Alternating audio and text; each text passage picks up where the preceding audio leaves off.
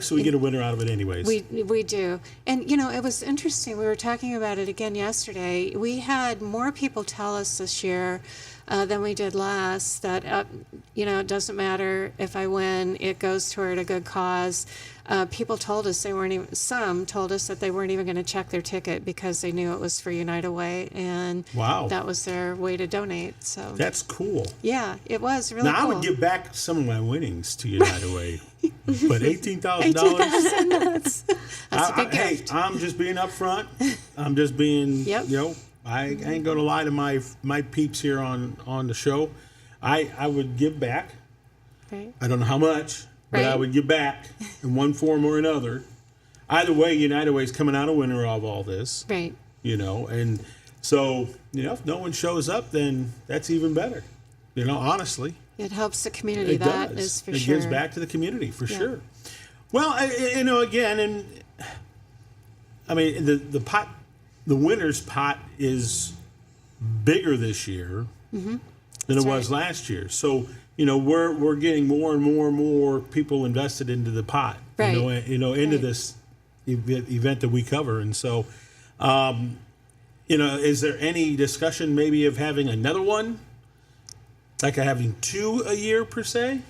Well, we have not talked about that. I mean, we have talked about the possibility of some other types of events or related events, but Right. nothing firm on that yet. So Right. we wanted to get solid with this event and make sure that we're doing it well and growing the event year to year. And we felt good. We felt good about the response again this year. So Yeah. yeah, No, and you should. yeah. And you really should. So no winner yet.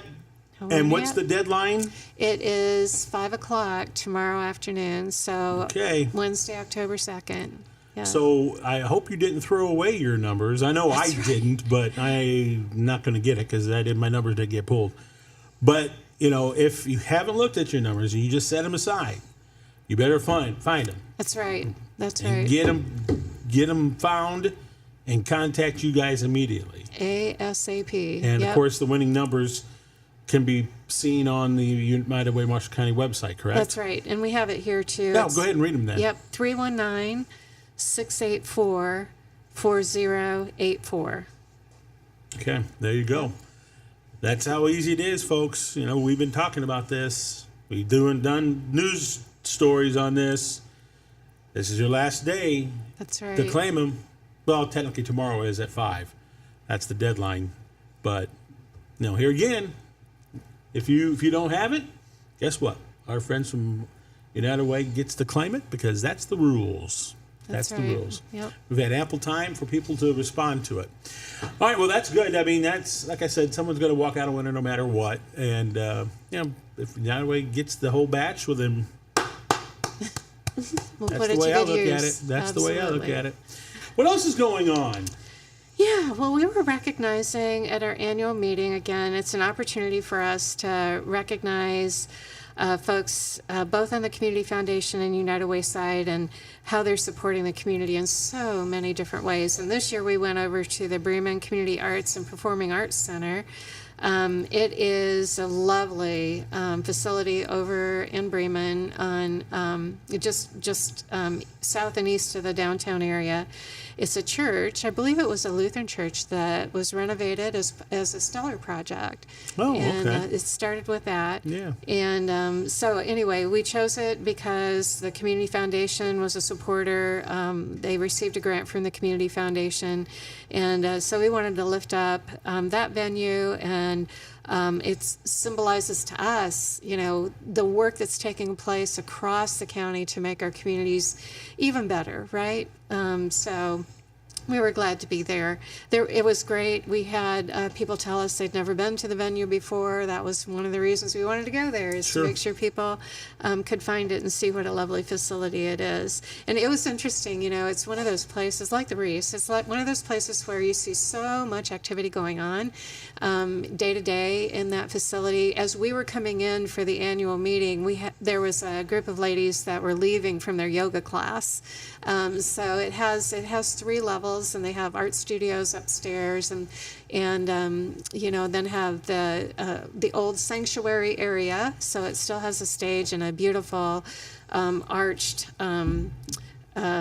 front of the building behind that stage, and then downstairs they have a kitchen area.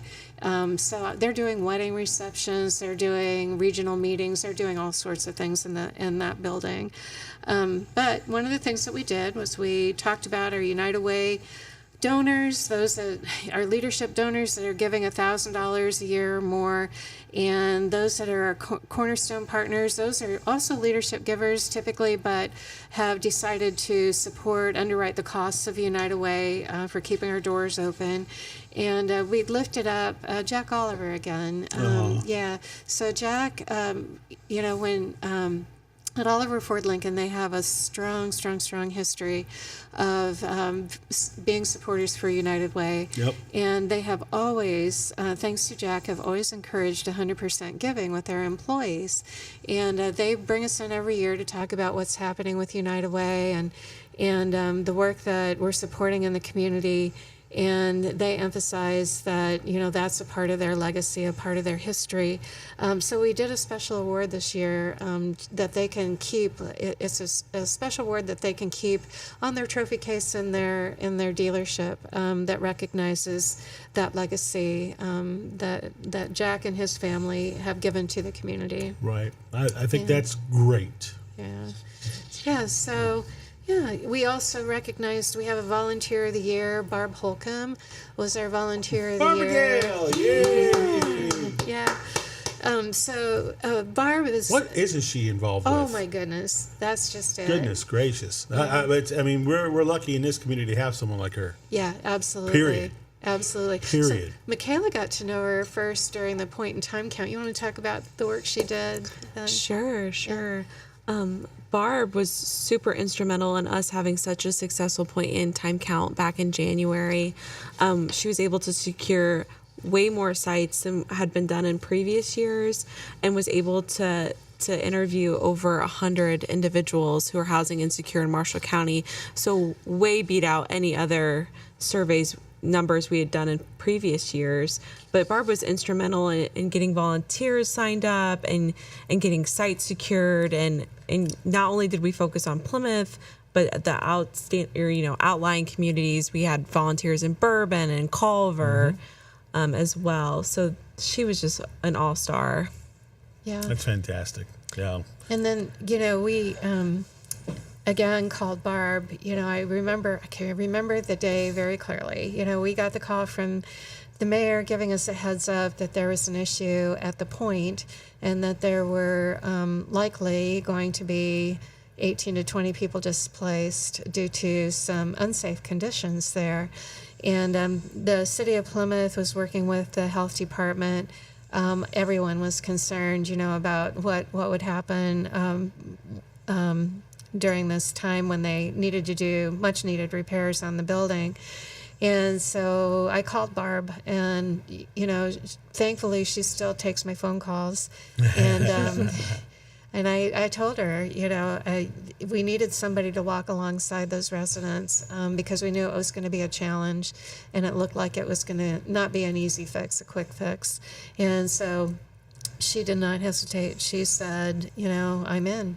And she got busy right away that day, and she was looking for any available resource, any that she could bring to help people transition into other housing on a temporary or long-term basis. And I know Barb and the folks at Link to Hope, they've just been true champions in walking alongside folks during a very tough time.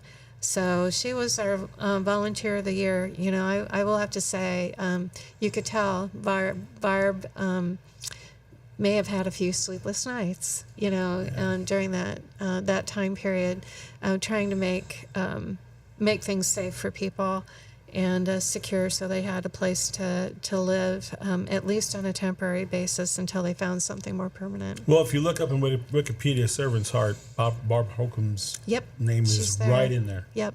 Right there. She is. She's been amazing for so many years, by the way. Yes, absolutely. And that's the other thing people don't know.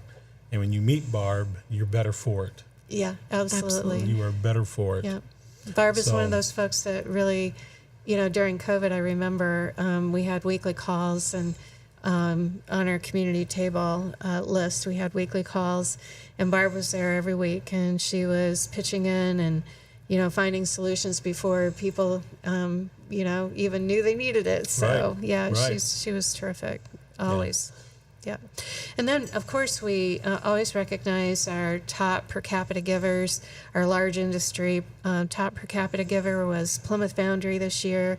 Small industry was U.S. Granules.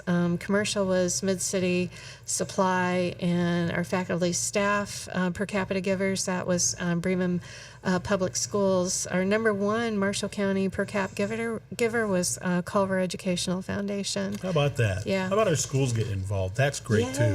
Yes, yeah. I'm going to be honest with you.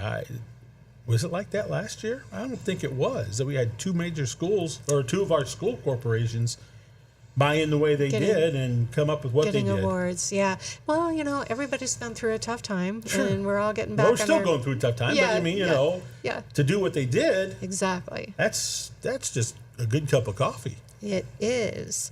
And then the other thing that we do is kind of is fun. We also announced the top 10 workplace campaigns. So this is a combination of corporate giving and employee giving, right?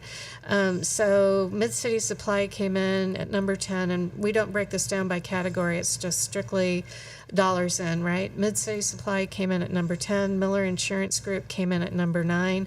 Culver Educational Foundation came in at number 8. First Source Bank was number 7. Plymouth Community Schools, number 6. Bremen Public Schools was at number 5. Oliver Ford Lincoln at number 4. Plymouth Foundry at number 3. U.S. Granules at number 2. And the top giver for the year was the city of Plymouth. How about that? Yeah, Way to go, Plymouth. Yeah, they really stepped Nice work. up. Good work. We did that Fund the Essentials 2 campaign, and they were right there to help us. So Good, yep. good. Well, in these times right now, I hope people will appreciate the effort that, well, for example, here, your top 10, sacrifice to donate. They understand the Exactly. need that families are in trouble Right. and need more assistance than ever before. And it's not an easy thing to do. I mean, you're giving up part of your paycheck. That's, either you buy in or you don't with that. And thank God we've got so many businesses that understand, yeah, this is my way of helping out, Yeah. and that's just good.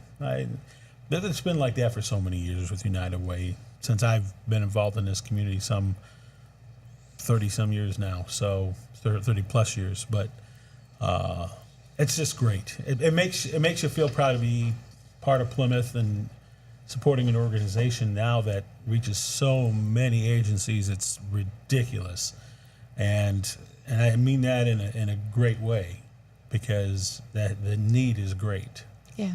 So- Yeah, there's going to be a mobile food pantry. While we're talking about the need, there's a mobile food pantry coming up. I can get you the dates on that, Tony. It's Okay. coming up within a few weeks.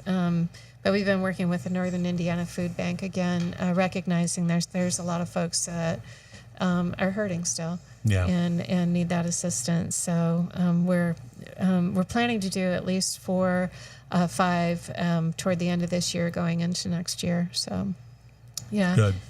And then the other good news, Dolly Parton Imagination Library. Michaela was looking it up this morning, and we now have 709 children signed up. How about that? Isn't that amazing? That's awesome. Yeah, yeah. So this is a program that sends free age-appropriate books to children every month. So all the parent or grandparent or caretaker has to do is sign the kids up, and they get on the list.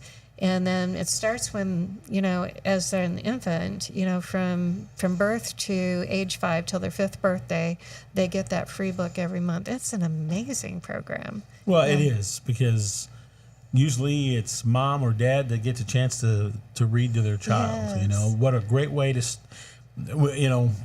I mean, everybody does it, but boy, this is a program that offers a little bit of relief Right. You know, and I think that's the X factor in it all. Right. And why the program's been so successful. Yeah, it's 12 books a year. And so they're building their own library. And, you know, if you think back, I mean, I think we all have a favorite childhood book. You know, I Sure. remember what ours was when we were growing up as kids. And, you know, my siblings will kind of compare every once in a while and kind of fought over a couple of those. You know? Just saying, but then those that I read to my kids too. I know which ones. That's what I'm saying. I mean, exactly. That's huge. Yeah, and that connection that you build with the child as you're reading that book, it's just a terrific program. Yeah, couldn't agree with you more. Yeah. Well, glad to hear that's going on too. Yeah, yeah. So, future, what's going on? So we're still working on housing issues. We have Michael Fortunato from Creative Community Insight Development. He's coming back on October 17. He's going to be here from 11:30 to 1:30 that day. And we're still looking at that housing gap analysis. We've got groups that are forming around different issues, transitional housing, policies, you know, that maybe need to be tweaked a bit so that we can better meet the needs of where people are now, right? So great to hear that home interest rates are going down, but we still have people that are finding it difficult to find a home, to qualify for the financing, to be able to afford the cost of the home and the maintenance and all of that sort of thing. It's just a tough environment. You know, It is. Yeah. It is. Prosperity Indiana, they have this great one-pager that shows that our area median income in Marshall County is $17.22, right? $17.22. If affordable housing is 30%, that means that our average person in Marshall County can afford a rent of $660. You can't find that you're in not Marshall gonna, County. yeah. Good luck finding that. Yeah. And then when you find it, go play the lottery. Right. Because You're lucky. you are the luckiest person walking. Yeah. You know, and I don't know. I know elections coming up, and I know we're probably going to see the interest rate go down another point, but that's going to be about it. Unless they really decide to do something drastic and dramatic, that's people are going to be able to take advantage of. Otherwise, you know, it looks good on paper that the interest rates are going down, but the pace of it It doesn't solve it doesn't overnight. solve the problems. You know. So the other things that we learned from this housing gap analysis, from Michael's work, and also from the regional housing study, right? Because that's going on at the same time, and that's being funded through the community foundations in Elkhart, St. Joe, and Marshall County. We joined together on that one. But both of those studies are showing us some interesting things. And you know, in Marshall County, we learned that about a third of our community are those of us that are age 50 and older, right? And there's a whole lot of us that are aging in place, so that reduces the housing stock that's available to others. And then there's a third of our population that are the 30 to 50-year-olds, and that's usually when we see first-time home buyers. Well, there's less housing stock, there's higher construction costs, there's an inability to qualify for financing. We're hearing that from our financial institutions, right? And then the interest rates, right? So all of that together, it's not one thing. Right. It's all of that. So that's putting a higher pressure on rental units.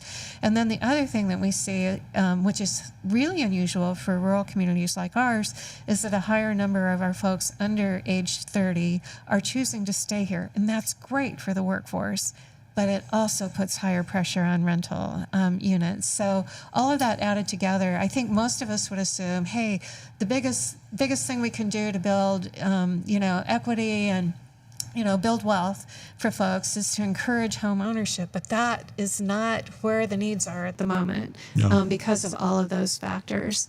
So we've got a lot of great people that are looking at where we're at in the process is looking at the strategies that have been put forth by Michael Fortunato as our consultant, by Community Scale as the consultant for the region, looking at those strategies to say, which one seems more feasible in Marshall County? How do we take the information that we're getting and put that into action? My fear of that is, and because it's happening, is price point. I mean, that really is an issue, and people are looking bottom line. Can I afford this, or can I not afford this? To a point where it's, it's almost like the top priority, and never mind that your location in one of our towns is considered. So people are settling because they have to Right. meet their budget. And there's a lot of, Argus, I think, they're getting ready to make a big move with their housing scenario. They're looking here in the near future to create 40 new locations, Yep. for housing. And it's great. I Yeah. love what they're doing. Yeah. And Bremen, I don't know where they're at per se. It seems like they're kind of caught in the housing scenario where it's a great town to live in, but can you afford to live in it? Yes, so that was a really good point. So we heard Michael talk about, the inverted pyramid, where it used to be that people were living here because it costs less and they could afford, better afford to live here. Now that's not the case. Now Right. they are living in other counties and commuting into work. And to your point, it's great. We know that there are several Ready 2.0 applications that were submitted to the region that will be under consideration yet this year, and several of those are housing projects, and that's wonderful. It's great that we have 40. In Argus, and I know there's some proposed for Plymouth, there's some proposed for Bremen, but the studies are showing we need about 1,300 units right now. Yeah. So, At the price point that the Yeah. future buyers can afford. yeah, exactly. It You know, needs to be. and that's what I'm saying. That aspect alone is bouncing out the of where people want to live. People like what Argus has to Yes. offer. People like what Bourbon has to offer, and Bremen and Plymouth and Culver. The problem is the price point isn't there for them to do that. Right. And that you can't help but make that your probably number one priority if you're looking to find a place to live. Right. You can't blame anybody for that. No, It's just the way it is. Now, trying to meet that standard because of higher costs for construction and all those other four factors you talked about, that kind of negates, the affordability of things. But it all starts with, how do I say this? Can we make enough cuts financially? And when I say cuts, I mean lower pricing. Can we make more affordable housing available without taking a hit? Because there's going to be a lot of businesses and construction companies are going to see, well, I got this expense and you want me to do all this at where I'm hardly, if at all, making a profit here.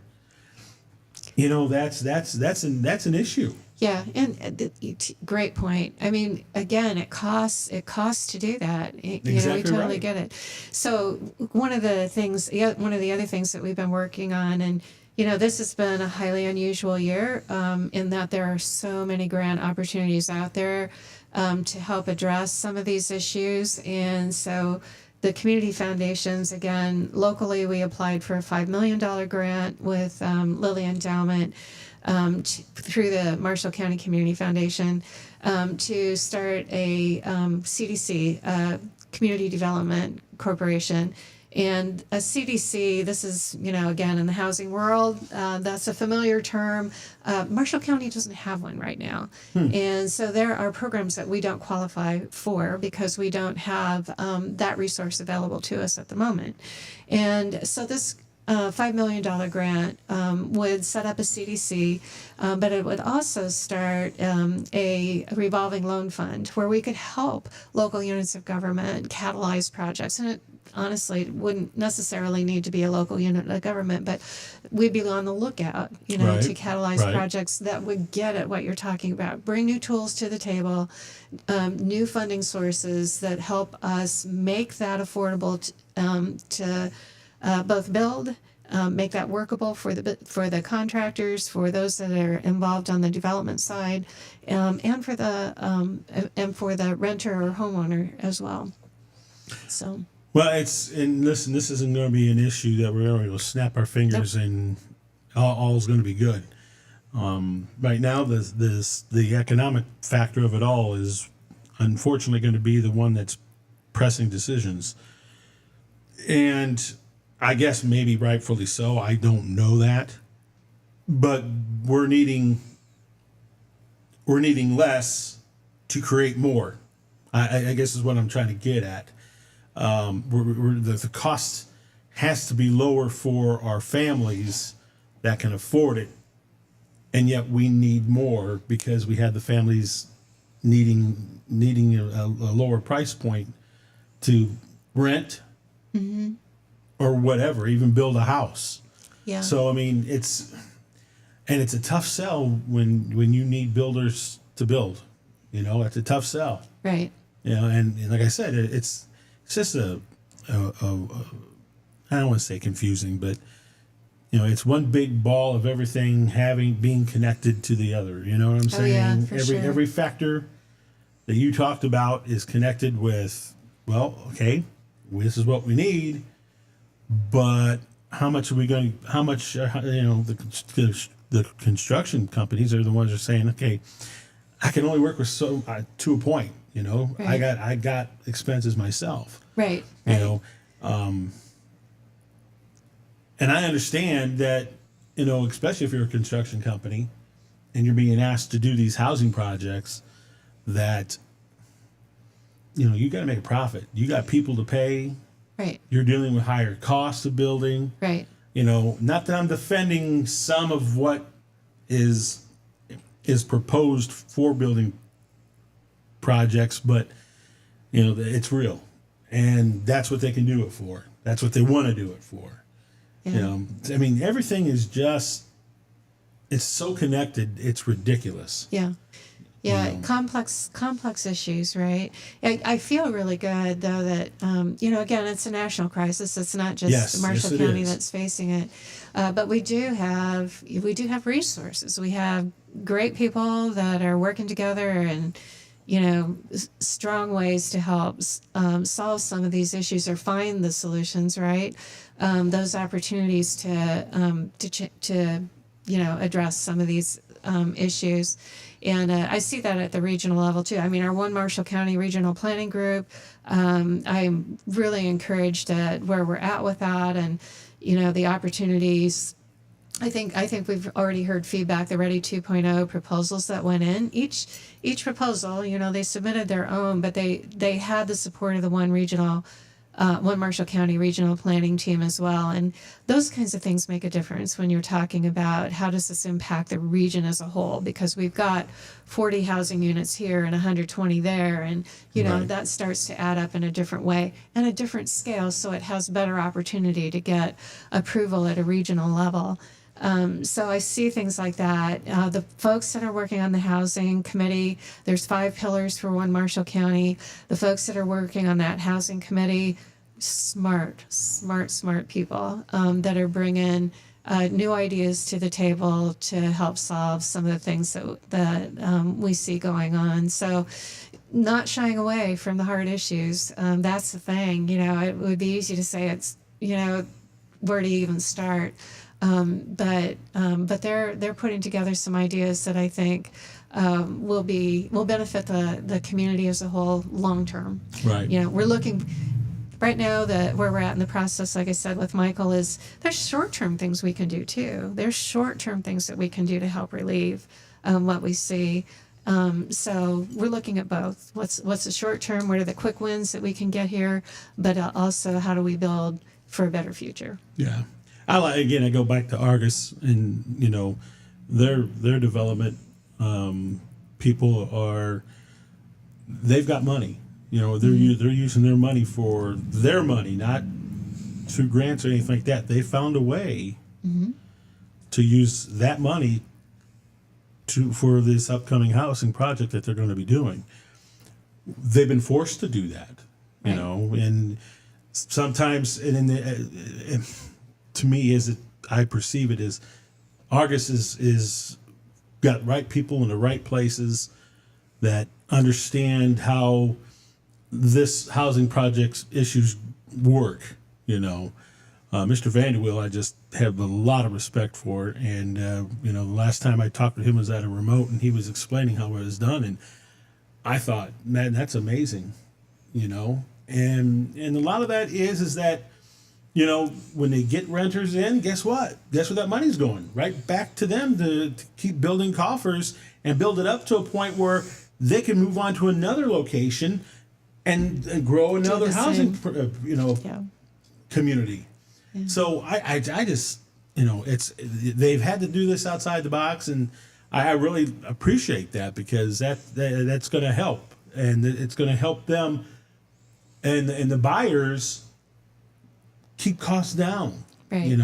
And so I don't know, when you can set yourself up to do that, that's just forward thinking and making a dent into the housing issue. So I think that's just great. But not all towns have been able to do that. I don't know if it's because Argus is a small enough community you can recoup easily if you were to build a project, housing Right. projects. Don't know. I don't know. So, Yeah. but the way it was explained to me, it was a smart thing to do, investment wise, to invest in your own community to where struggling families will be able to afford. Right. And so they're willing. They've been willing to really be aggressive in handling it, and I just can't say enough about Yeah. that's a thing that small communities are being forced to do, and it's the way to do it. Well, to your point, every community has their nuances too.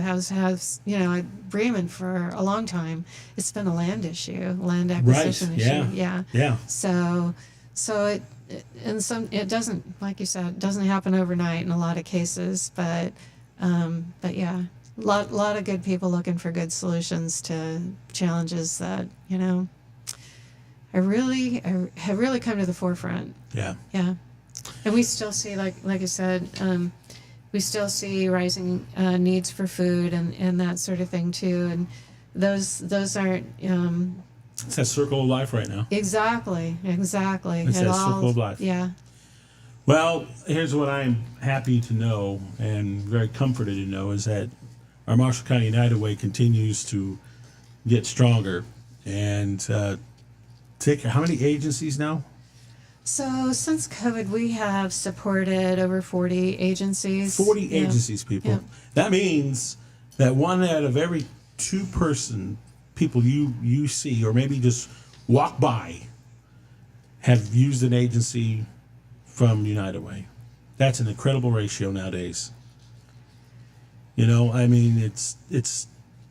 It's a lot, and we wish we can get that ratio to 1 every 3 or 4, but Right. that's just not going to happen right now in the present times.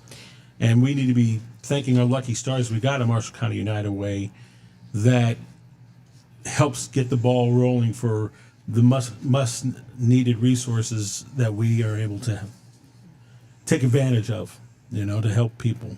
So I love you guys. You just keep up the great work, man. I know your job's not easy right now, but you guys have shown the servants' hearts for so many years in this county. I just hope people really appreciate and take advantage of what you guys are offering. So Thank keep you up so the good much. work. Thank you, Tony. All right, we got to get out of here. 8:38 in the morning, or 9:38 in the morning, I should say. 8:38 for our Central friends. And we will be back at it for Marshall County Day tomorrow, same time, 9 o'clock, right here on the Max Morning Show.